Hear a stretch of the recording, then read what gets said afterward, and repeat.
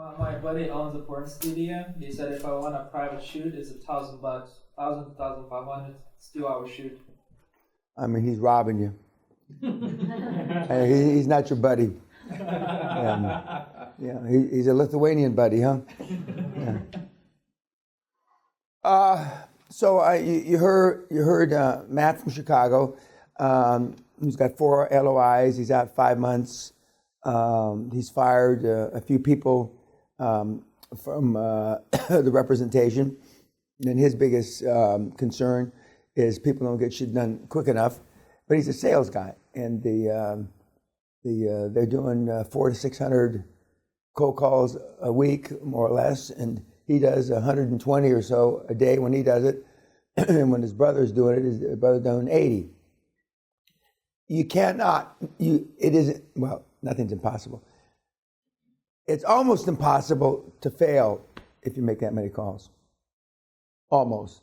But kids could find a way to step on their dick and still fail. But because you make calls and then you never follow up with the LOIs. I mean, there are other ways to screw it up. But I mean, the bare numbers are overwhelmingly in his favor. And as he said, this $1, $2, $3 million that he's doing per deal now, remember, put them together, roll up, and then escalate onto the bigger deals. He'll be a natural. Now, he will not have a universe of thousands of $100 million people to roll up. There won't be that, but you don't need that either. What you need is the big numbers in the beginning to get your base. And then he's only got to do, 5 or 8 or 9 of the big deals, and he's off to the races. He's off to the races. But he is, and as he said, his pitch changed. He's refined it. He's on the 3rd iteration of his pitch. And what has ultimately worked out the best for him is when he's got back to his own personality. And that will be, in the beginning, even though you have templates, you don't have, it's your personality. It's your persona that you're selling. It's not mine or the people that wrote them. I mean, Bruce Whipple, Lucinda Burke, a lot of different people have put these templates over the years. And in more recent years, the kids that are out there running and gunning right now. But when you find your rhythm, so to speak, and from on the phone, in person, how to deal with the professionals, and then it's a machine. It's like riding that bike, that backwards bike, when you get the hang of it. I mean, it's my daughter was easy peasy. I just is. And he's in his stride now. I mean, he's in his stride. I mean, Christmas is going to fuck him up only because it's more difficult to get a hold of people. And it's not that much more difficult if you press. But for the most part, that'll slow him down. And the tax season part of it, because he's in that business. Because legitimately these accountants are doing taxes. So, but there are very few excuses that people can give you that are legitimate. Tax season and accountants is one of them. That's legit, because that's for real. That actually happens. It shouldn't be the holidays, and tax season is more legitimate than the holidays. But if you push forward, and he's always on the phone, and that's pretty much how he talks, the way he was talking there. And he's hungry as shit. One of the things that during the seminar was obvious, the takeaway for him is, you don't know what you don't know, okay? Fuck, he says, because he's naturally inclined, and he says, I could have been making so much more money. So he kicks himself because he could. Because when you buy them at 3 to 5 and you sell them at 10 to 15, you don't have to be Einstein. E equals MC squared. The arbitrage or the spread is for the same fucking asset is incredible. Is incredible. And when I started doing this a long time ago, I still don't believe it. But after all these decades, I don't know why regular people don't, 5 or 6 accountants get I don't know why they don't. I don't know why. There's no books on it. All the books, the M&A books, etc., tell you about their way of doing this, and hardly anybody talks about going public. There are some people. And when I was teaching at school, when I taught at CSUN that one year, although I taught a class in effective leadership that works, and that was in the 90s. But when I've been to University of Arizona and various other places to talk, I asked, okay, first question is how many classes, these are normally in the graduate school, MBA school, how many classes have you had in buying a business? Nobody raises their hand. How many classes have you had in selling a business? Nobody raises their hand. Well, how many classes have you had in leadership? Nobody raises their hand. And of course, then I rant and rave and prance around and how the fuck is this a school of business?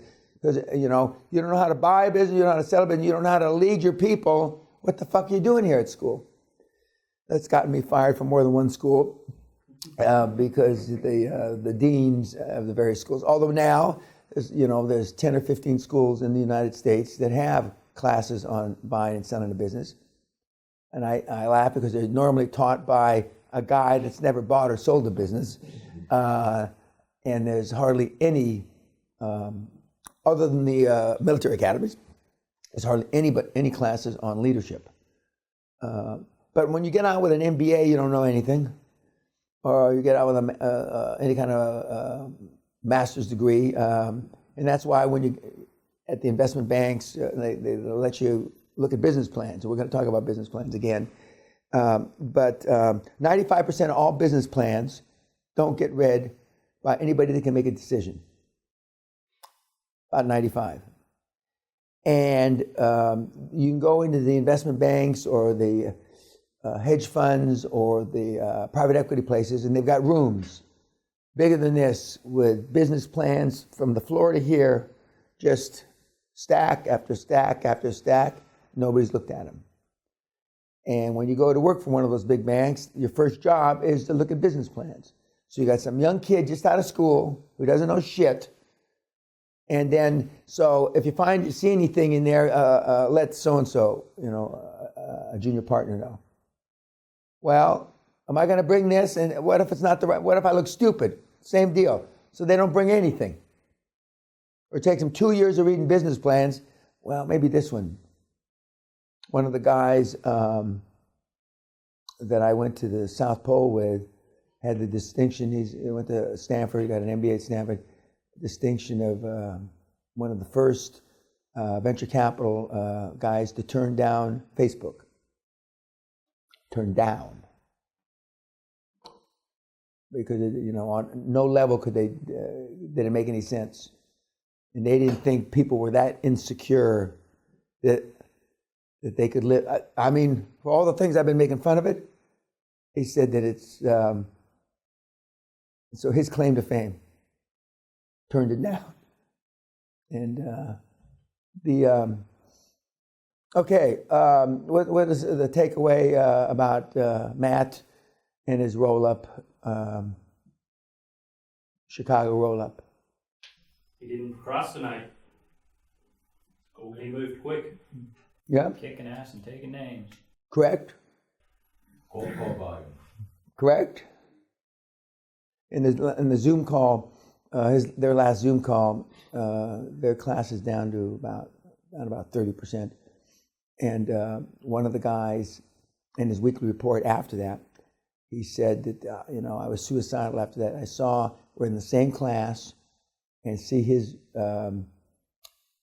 progress. But he says what's even worse is when so-and-so, who blew everybody out and started from scratch in a completely different industry, he pivoted to a completely different industry, had already built his board, had his accountants and lawyers, banks, and was talking to acquisition candidates. having fired everybody and started over again and was still ahead of this guy that was suicidal. And then Matt was in the class. He says, I just can't believe it. And of course, when you tell me you're right about the procrastination and the self-sabotage, that doesn't make me feel good, being right about self-sabotaging activities. I don't get off on that. I get off on a lot of other shit, but that's not one of the things that I get off on. And coincidentally, this guy, and you'll know when I'm talking about, he's from a place called Zweibrücken, Germany. Zweibrücken. And when I looked at his paperwork, this is not possible. It's not possible. I used to live in Zweibrücken, Germany, as a young ass bandit, young officer. And he's currently a law student. And I said, how old's your mother, Paul? How old's your mother? And I said, she'd have been about 13, 14. What's she look like? Why are you asking that, sir? And I said, stand up. And we walked across my office, and there's a big beer stein from Oktoberfest, October 67. Zweibrücken. Da-da-da-da. I said, they still have? I said, I'm sure they do. And the teenage girls loved the young Army officers. Love is not exactly the right word. They lusted after the young Army officers. And so this was a few months ago. And so I said, did you ask your mom yet? And he goes, no. He said, I don't want to know. I said, so it took him 5 months for him to send me a picture of his mother. And in his weekly, in his weekly report, you have to have your picture in your weekly report, by the way. If you don't have your photo on your weekly report, I don't read it. So, but I read down, and then he's got a picture of a young girl at the bottom. And I'm looking at it, and I say, I was going to tease him and go through this whole line, and but I don't remember her. And luckily for him, but cute as a bug. Oh shit, she's a cute little girl. And I said, you tell your mom that you have a very pretty mom. I'm sure she grew up into be a very pretty woman. She says, she did, but don't you recognize her? I go, no. I was going to yank your chain, but no, I don't recognize her. I wish I had known her, but I didn't. And he says, well, I'm happy about that. And but who would have thunk? I mean, what are the odds? I mean, Zweibrücken, this little shit place in Germany, and they had some grateful young girls there. Nothing better than a grateful woman. I mean, Allah did right when he made grateful women. There's nothing like it. It's a thing of beauty. They don't write about that shit in the Bible, do they? I mean, anything else about Matt? He spoke, or wanted he speak to the lawyers? Yeah, I mean, he doesn't. Yeah, well, he's a Chicago guy. You wonder why Al Capone was there. But I mean, they're pushy guys. In 1967, about the same time as before I went to Zweibrücken, I was in Chicago on New Year's Eve, and I was trying to get from Atlanta, Georgia, to Los Angeles. And in those days, you could fly free on airlines if you were in a uniform. It was very inexpensive. You could stay at the Hiltons and the Sheratons for like $10 or $15.